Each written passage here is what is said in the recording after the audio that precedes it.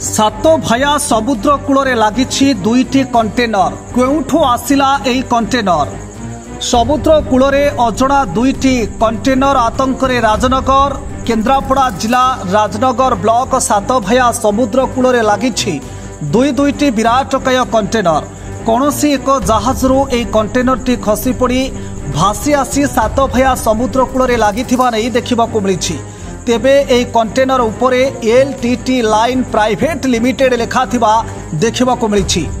स्थानीय लोके देखा भयभीत अवस्था कंटेनर टी को खोली देखिला परे कंटेनर भितरे जो जिनिसपत्र रहितला सेगुड़िक है सुखिला खाद्य सह वस्त्र चप्पल पानी बटल और स्नैक्स फूड जहाँ को अखा और ब्याग रे पुराई मन इच्छा लुटि नहीं।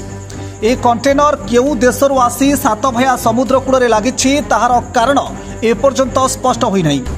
गत 1 तारिख दिन राति रे एई दुई कंटेनर सातभाया समुद्र कूल लागिबा फଳରେ लोकमाने समुद्र कूलरू नानादी प्रकार जिनिस बोही नहीं थिबार देखि संदेह हेबारु राजनगर वन विभाग अधीनस्थ सातभाया फरेस्टर रंजित राउत तांको जंगल सुरक्षा कर्मी को साथी नहीं जगी रही।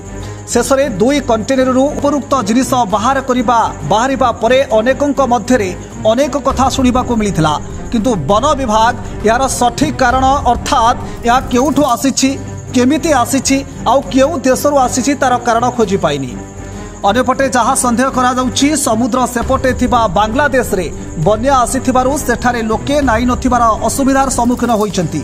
तेबे सेठाकार प्रशासन बन्यांचलर लोकमानकु जो रिलीफ देबा पई कंटेनर साहाय्य सुखिला खाद्य वस्त्र चप्पल पानी बटल और स्नैक्स फूड बड़ बड़ जहाज जोगे समुद्र पथ दे जाउथुबा बेले कोनोसी दुर्घटना एबळी होई थाई पारे दुई कंटेनर जहाजरू अलगा हुई सातभाया समुद्र कूल लगिथिबार संदेह करा जाउछि। अन्यपटे प्रश्न सृष्टि होइछि जदि जहाज रे एई दुई कंटेनर जाउथुबा बेले कोनोसी कारणवशतः अलगा होई गला तेबे जेउ जहाज रे कंटेनर जाउथला से जहाज कुआडे गला। तेबे समस्त घटना को वन विभाग तरफ तदंत जारी रहिथिबार विशेष सूत्ररू जड़ा पड़िछि। तदंत परे समस्त घटनार सत्यासत्य बाहर को आसी पारे। राजनगररू अजय कुमार की रिपोर्ट, फोकस प्लस।